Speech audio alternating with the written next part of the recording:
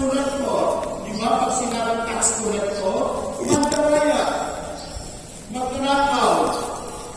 At kung titignan po natin, ang isang tao, bagaman malaki ang kanyang pagkakasala, siya'y umami, siya'y nagpakatotoo.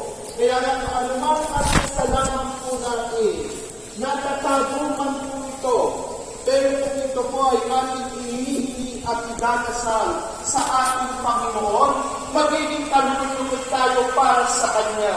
Kasi mahalaga sa Panginoon, umabalik tayo sa Kanya. Ano man kanyag natin sa ating buhay, ano man ang karangalang nakakamit po natin sa ating buhay, ano man yaman na meron po tayo, mahalaga pa rin na tayo bumalik sa ating Panginoon.